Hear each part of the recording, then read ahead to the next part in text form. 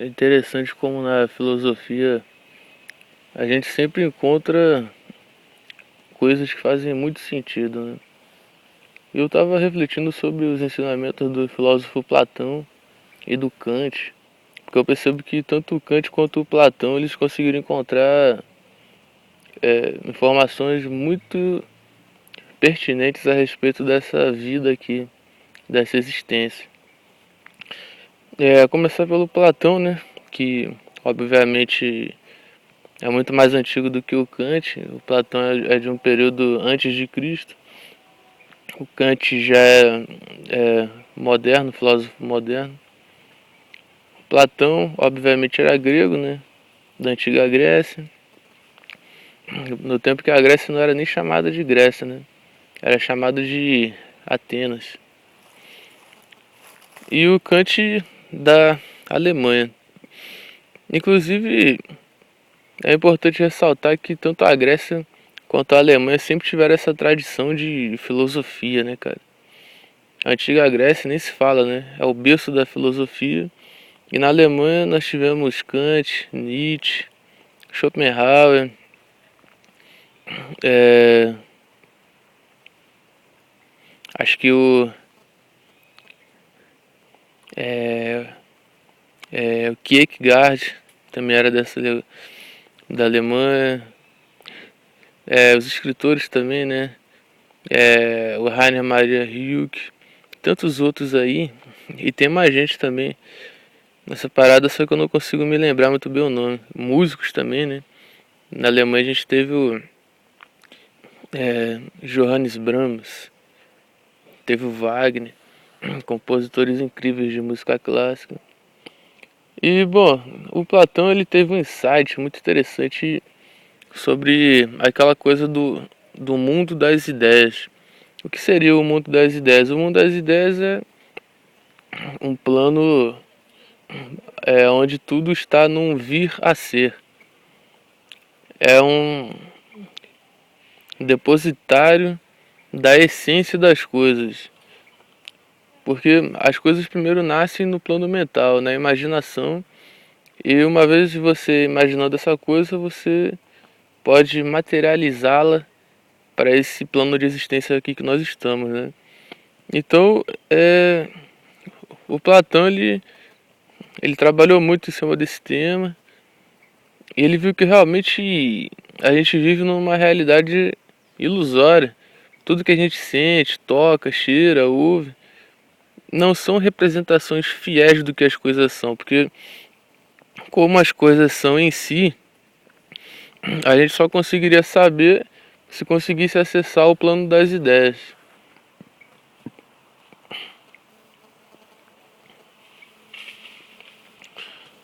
Algo interessante, acho que tem um macaco ali, ó.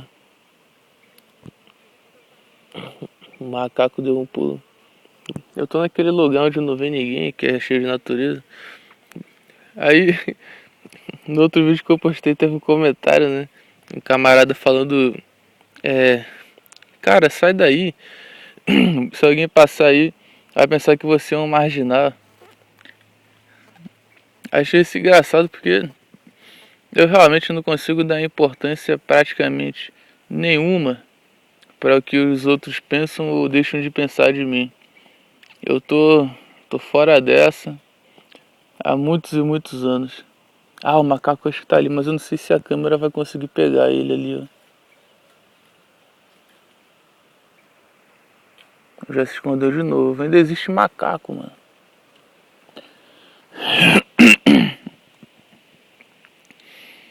E aí, o Kant, vários séculos depois, ele foi, assim como todos os filósofos, né? Todo filósofo que se preze, ele bebe em alguma fonte da antiga Grécia. Então, o Kant ele chegou naquela informação do Platão, e ele percebeu que realmente é impossível você conhecer a essência das coisas.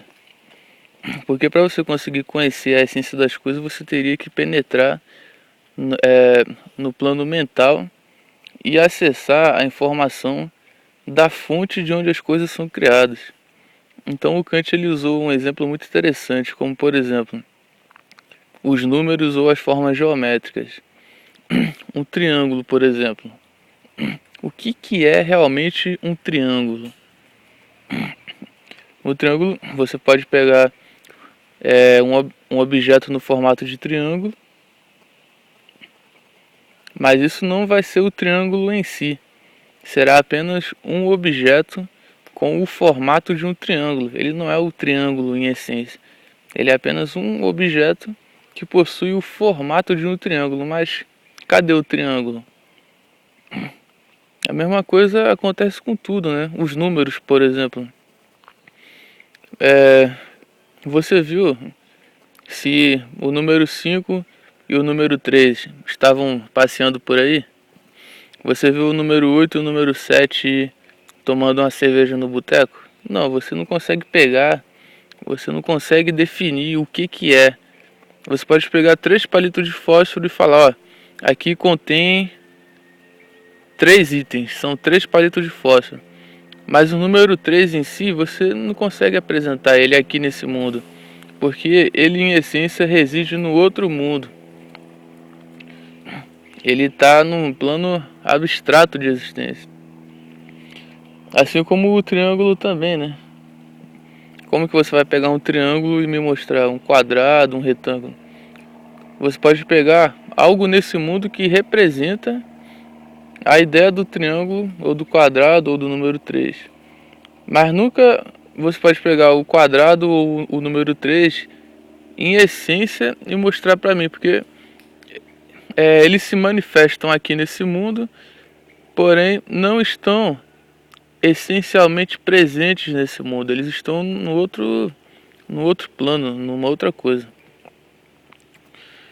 E aí, a partir disso a gente se questiona sobre qual a real natureza dessa vida aqui, dessa coisa. Por exemplo, essa folha aqui, essa folha. Baseado no Platão e no Kant, eu jamais conseguirei saber o que é essa folha em essência, em si. O que é essa folha? Eu posso falar que essa folha é um vegetal, pertencia a uma árvore que possui uma cor meio amarelada, que a folha está ressecada. Mas isso são apenas as minhas interpretações acerca dessa coisa que eu chamo de folha. Em nenhum momento eu consegui definir o que a folha é em essência. Primeiro que folha já é uma palavra criada com o vocabulário humano para designar isso aqui. Mas a palavra folha não designa o que a folha é em essência. É apenas um nome atribuído para ela. Então, é impossível a gente saber em essência o que é qualquer coisa. O que nós conseguimos conceber as coisas desse mundo são apenas interpretações, são apenas leituras que nós exercemos acerca das coisas desse mundo. E essas interpretações, essas leituras, elas podem variar infinitamente, dependendo da cultura, dependendo da classe social, dependendo principalmente do sistema cognitivo da pessoa. Eu faço parte de uma civilização cujo o sistema cognitivo interpreta a folha como uma folha pertencente a uma árvore e tal. Mas se eu tivesse nascido há milhares de anos atrás e pertencesse a uma tribo aborígene, eu teria uma interpretação completamente diferente disso que eu aqui chamo de folha. Eu, sei lá, eu interpretaria a folha como sendo uma pétala florescida da mãe terra, da deusa Gaia, alguma coisa nesse tipo. O sol, por exemplo. Cadê o sol? Acho que tá pra lá. O sol. Eu faço parte de uma civilização cujo sistema cognitivo interpreta o sol como sendo uma bola em combustão queimando hélio e hidrogênio. Agora, se você for numa tribo na Amazônia, no interior da Amazônia, aquelas tribos em que eles quase não têm contato com o homem branco, eles vão falar que o sol é uma outra coisa, completamente diferente. Vão falar que o sol é o Pai Sol, é o Deus Sol, que você pode conversar com ele, entendeu?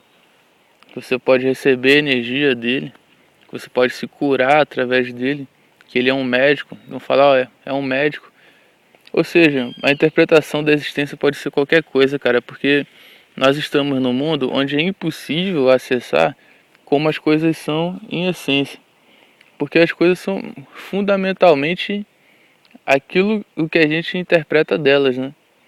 Então isso foi uma sacada muito interessante do filósofo Platão, do filósofo Kant, que posteriormente vários outros filósofos beberam dessa fonte e escreveram teses incríveis a respeito disso. Então, eu fico me perguntando, né? Se a gente não consegue saber o que as coisas são em essência, então como a gente pode descobrir o que nós realmente somos? Porque se a gente fizer a mesma pergunta a respeito de nós mesmos, tudo o que a gente conhece a respeito de nós mesmos são nada além de interpretações acerca do que nós pensamos que somos. Se eu me perguntar o que sou eu, o que eu posso responder? Olha, eu sou um cara doido de 26 anos de idade que se pergunta sobre a vida, tem uma cor de pele morena, tem o cabelo preto, tem os olhos pretos, sou peludo, gosto de mulher, de praia, de natureza, adoro fumar um palheiro mentolado, inclusive se eu tivesse um agora aqui eu estaria fumando. Eu sou um cara que preciso arrumar formas de ganhar dinheiro, mas o que eu realmente gosto é de vagabundar por aí. Posso falar também que eu sou um espírito imortal. Mas isso são apenas palavras, né? Isso não define o que eu sou em essência. Aí eu faço a pergunta de novo. O que eu sou? Um ser humano. Mas o que é um ser humano em essência? Aí eu falo, um ser humano é um mamífero que possui uma capacidade de ter autoconsciência. Tá, mas o que é isso? Tá vendo como é, a gente está num mundo em que todas as interpretações da vida elas estão fadadas a ficarem somente na superfície. A gente não consegue penetrar o âmago das coisas, né? E quando a gente pergunta sobre o que nós somos realmente, tudo fica ainda mais complexo e mais profundo. Porque, por exemplo, se a gente for ver no campo das memórias, né? O que sou eu? Aí você lembra da tua infância, de quando você ia para a escola, de quando a sua avó te preparava uma merenda, botava na lancheira e você levava. Você lembra do cheiro da comida que a tua avó fazia. Você lembra dos seus colegas na escola, da professora. Aí na adolescência você lembra, aí na fase adulta. Então você percebe que existe um ser que está experienciando coisas. Mas você não é as memórias que você tem de si mesmo.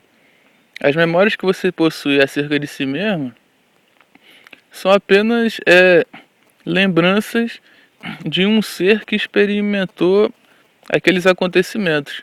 Mas você nunca consegue saber realmente o que é esse ser que experienciou esses acontecimentos.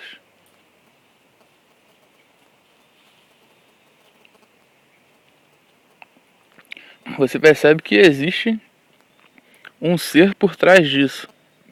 Mas você não consegue saber o que é esse ser, você não consegue defini-lo. Você sabe que existe uma consciência em você, mas ela é indefinível, porque ela também não é desse mundo, apesar de se manifestar aqui. O que nós somos em essência, no âmago do ser, não é desse mundo. Se fosse desse mundo, a gente pelo menos conseguiria dar alguma definição, mas nem isso a gente consegue. A gente pode falar, sou um espírito imortal. Mas o que é isso? O que é um espírito imortal, né? Então, dá pra perceber que realmente existe algo além disso, cara. E se a gente quiser se aprofundar ainda mais nessa loucura aí, a gente pode perceber que se a gente... Ó, porque o que acontece? O fato de nós estarmos dentro do tempo nubla completamente a visão que nós temos da existência, porque todas as nossas interpretações da existência são sempre pautadas numa ideia de tempo linear, porque nós estamos dentro do tempo. Então a gente tem uma ideia de passado, de futuro. Mas se a gente conseguisse sair do tempo, a gente teria outras compreensões da existência muito diferentes dessa. E aí, como por exemplo, quando a gente analisa a existência numa perspectiva atemporal, a gente percebe que nunca nada nasceu e nunca nada morreu e que para sempre tudo existirá. Porque olha só,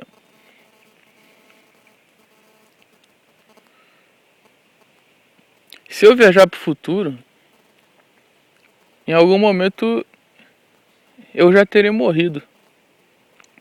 No futuro eu já morri, isso já aconteceu, porque a gente tem a ideia de que o futuro é algo que ainda está para acontecer, mas é algo que já aconteceu. A verdade já aconteceu, é um modo errôneo de falar. Na verdade, está acontecendo, tanto o que a gente chama de futuro quanto o passado está acontecendo. Então, no futuro, eu já morri, já aconteceu a minha morte. No entanto, eu estou aqui falando, você está ouvindo aí. E de igual maneira, viajando para o passado, eu nunca nasci. Se eu viajar uns 200 anos para o passado, eu ainda não nasci. No entanto, eu estou aqui falando, tal. E nesse exato momento, eu estou nascendo na maternidade e estou sendo sepultado em algum cemitério, ou sei lá onde. Tudo isso já aconteceu. E no entanto, eu estou aqui falando, você está me ouvindo. Não sei se está dando para entender o que eu estou querendo transmitir. Mas a questão é a seguinte: eu nunca nasci de fato e nunca morri. Tanto o meu nascimento quanto a minha morte são apenas interpretações de quem está dentro de um tempo, dentro do tempo. O nascimento e a morte são interpretações de quem compreende o tempo de maneira linear. Porque numa perspectiva atemporal, você, nem eu, nem nada, nem ninguém, nunca nasceu e nunca morreu. Tudo sempre existiu e existirá.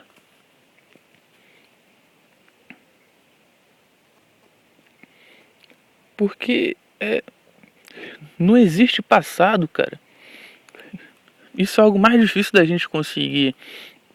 Quando o assunto é tempo, é muito difícil para a mente humana conseguir compreender, porque ela tá dentro do tempo, cara. Sabe? Ela tá dentro do tempo. É como você tá dentro de um rio.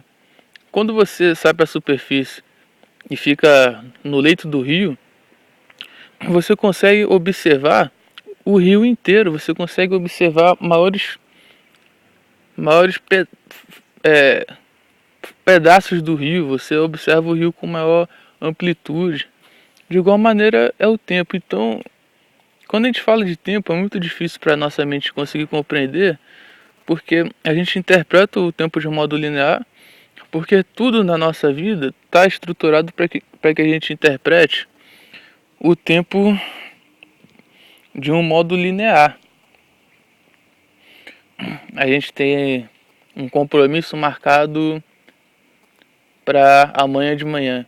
Então a gente já fica com aquilo na cabeça, amanhã de manhã eu tenho que fazer tal coisa. Então é sempre o amanhã, é algo que está acontecendo amanhã. Ou então a gente lembra de uma coisa, ontem eu esqueci de fazer alguma coisa, eu tinha que pagar uma conta que venceu ontem.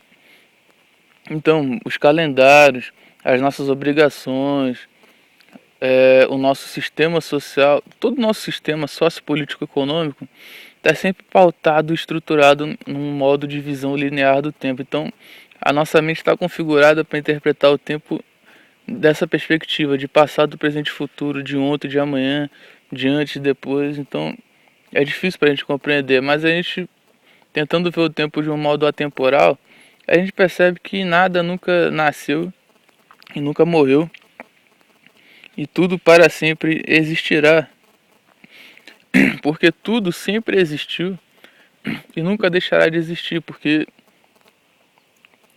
tudo sempre existiu. Como eu estou dentro do tempo, eu tenho a ilusão de que em algum momento essa árvore nasceu, cresceu, e em algum momento ela vai deixar de existir. Mas isso é porque eu estou dentro do tempo. Saindo do tempo, observando todo o fluxo temporal, a gente vai ver tudo no mesmo tomo, na mesma pegada. A gente vai ver o passado, o que a gente chama de passado, presente e futuro na mesma tacada. E a gente vai ver todas as fases da planta na mesma pegada, no mesmo momento, no momento presente, no eterno agora. Então a gente vai perceber que essa planta nunca nasceu e nunca morreu, mas ela existe, ponto. Então, a partir dessa interpretação, a gente percebe que existe uma imortalidade no tempo, que o próprio tempo ele possui uma qualidade imortal e uma qualidade infinita, tanto para trás, tanto para frente. Mas infinito não significa eterno. O eterno, ao meu ver, já está num outro mundo. O eterno não faz parte desse mundo, mas o infinito faz, porque o infinito é o tempo. E a gente é um ente do tempo. Quando o tempo nasceu, nós nascemos também. E nós para sempre existiremos enquanto existir o tempo, pois nós somos filhos do tempo, Cronos. Nós nascemos de Cronos e existimos dentro e através de Cronos, do tempo. Então, todas essas coisas que nós pensamos que nós somos, o nosso ser da Matrix, ele é apenas um programa. Ele é apenas um registro no tempo. Então, aquela criança que está lá jogando bola na escola, aquele adolescente que está fazendo merda, um adulto que está perdido por aí, essas memórias que eu tenho acerca de mim mesmo, que você tem acerca de você, essas memórias são apenas registros do tempo.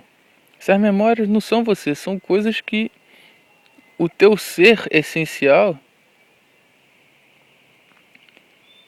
viveu, vive aqui. É o teu roteiro de existência dentro da Matrix, mas não é o que você é em essência.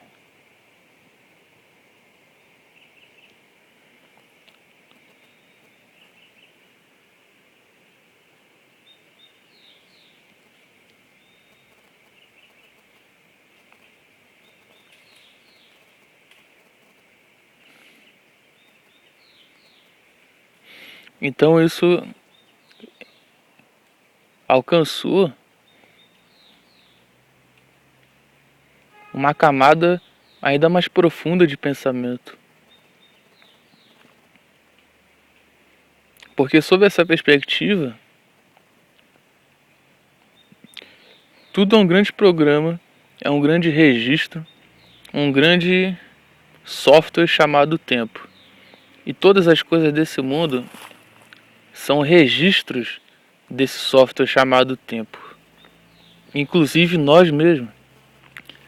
Isso, o que nós pensamos que nós somos, é apenas um programa dentro da Matrix. É um registro no tempo. Então surge aquela pergunta novamente. Se tudo o que eu penso que eu sou é apenas algo intrínseco à Matrix, ao tempo, então o que eu realmente sou? Existe algo que esteja além desse mundo? Eu tenho a impressão de que existe sim. De que é essa consciência, essa coisa indesignável, é o que está fora da Matrix. Que se manifesta aqui, mas que em essência não é daqui, não é do tempo, não é da Matrix. Isso é o que nós realmente somos.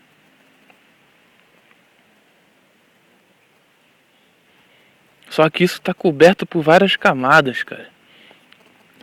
Tem muitas camadas cobrindo isso que nós realmente somos, entendeu?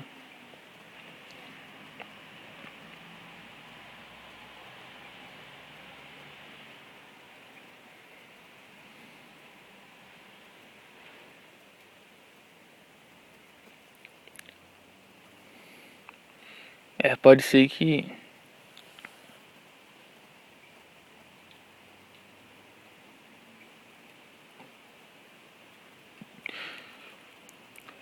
mas cara, porque surge muita pergunta a partir disso, velho.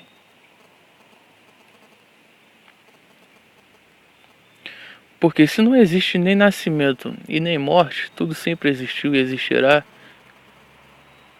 Então,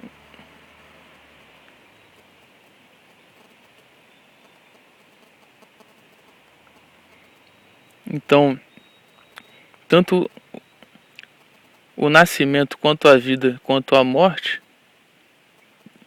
são coisas que a gente desconhece completamente, a gente não sabe o que que é. Não tem como a gente saber o que realmente é o nascimento, é a vida e é a morte, porque, em suma, não existe nem nascimento e nem morte. Tudo sempre existiu. E o que a gente chama de vida é apenas um roteiro que está sendo seguido. É apenas um registro no tempo. É uma programação na Matrix. Então, se não existe nem nascimento, nem vida e nem morte, como nós estamos conectados aqui?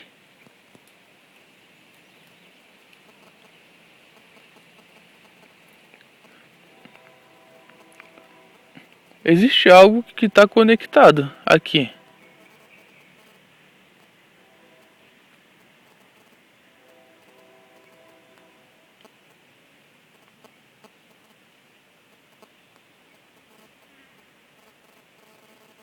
Bom, não sei. Vou ter que pensar mais a respeito disso aí.